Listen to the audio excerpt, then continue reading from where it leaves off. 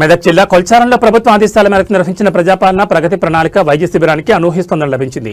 కొల్చారం ప్రాథమిక ఆరోగ్య కేంద్రంలో ఏర్పాటు చేసిన ఈ మెగా హెల్త్ క్యాంప్లో వివిధ విభాగాలకు చెందిన నిపుణులైన వైద్యులు ప్రజలకు ఉచితంగా వైద్య సేవలు అందించారు.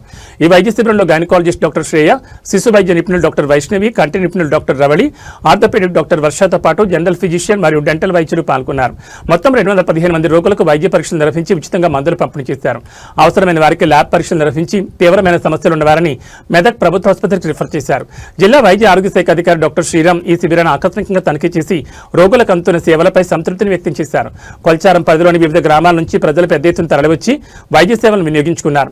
పీహెచ్సీ డాక్టర్ రమేష్ నేతృత్వంలో సూపర్వైజర్లు, ఆశా కార్యకర్తలు మరియు సిబ్బంది సమన్వయంతో ఈ కార్యక్రమాన్ని విజయవంతం చేశారు.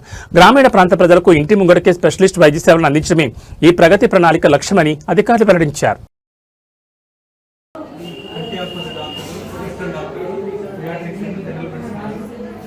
మెయిన్ ఏంటంటే క్యాంపస్.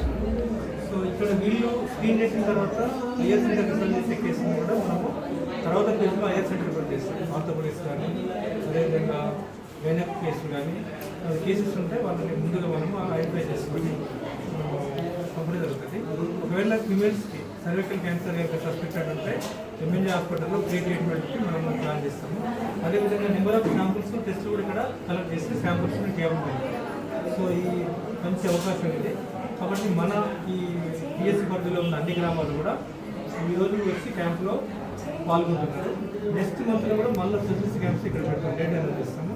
సో మందులు, తర్వాత డయాగ్నోస్టిక్స్, ల్యాబ్ ఫెసిలిటీస్ అన్ని కూడా కల్పిస్తున్నాము. ఇవంతా కూడా మెడికల్ కాలేజ్ అండ్ వైద్య విధాన పరిస్థితి చెందిన స్పెషలిస్ట్ డాక్టర్స్ ప్రతిరోజు కూడా మండే తప్ప జరుగుతుంది. మెయిన్ కాన్సెప్ట్ ఏంటంటే గవర్నమెంట్ ఈ ప్రజాపాలన ప్రగతి ప్రణాళికలో భాగంగా ఈ హెల్త్ వెల్నెస్ ఉమెన్స్ కూడా సెల్ఫ్ హెల్ప్ గ్రూప్స్ కూడా మనము మన డిస్ట్రిక్ట్లో 130 మంది ఉన్నారు. వాళ్ళందరూ కూడా ప్రతి ఒక్క హెల్త్ గ్రూప్ ఉమెన్కి 30 టెస్ట్ చేసి అది కూడా ప్రాసెస్ ఉన్నది.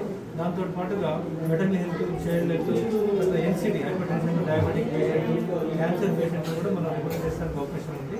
కాబట్టి స్పెషలిస్ట్ అనే వాళ్ళు మన దగ్గరికి వచ్చింది. కాబట్టి ఈ క్యాంపుని ఈ 99 కార్యక్రమంలో వైద్య సిబ్బంది, ఎస్పెషల్లీ మండల ఆరోగ్య కేంద్ర medical officers, deputy MHO staff, అదేవిధంగా ఇక్కడ ఉన్న సిబ్బంది కూడా మంచిగా కష్టపడుతున్నారు.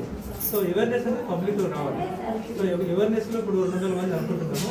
వాళ్ళు కూడా లైన్ లిస్ట్ ప్రకారం రావాలి. హైపర్ టెన్షన్ వాళ్ళు కానీ, డయాబెటిక్ వాళ్ళు కానీ, క్యాన్సర్ కానీ, ప్రీవియస్ ఏమైనా జబ్బులతో బాధపడే వాళ్ళు కూడా వచ్చినట్టయితే వాళ్ళకి మనము సత్వరమే విశ్వవిద్యాలయంలో పరిశీలించి వాళ్ళని నియర్ బై డిస్ట్రిక్ట్ హాస్పిటల్కి, అదేవిధంగా హైదరాబాద్ హాస్పిటల్కి పంపి ట్రీట్మెంట్ ఇచ్చే బాధ్యత కూడా మా మీద ఉన్నది. కాబట్టి దీన్ని మేము ప్రయారిటీ బేస్లో తీసుకొని క్యాంపులు నిర్వహించబడుతుంది.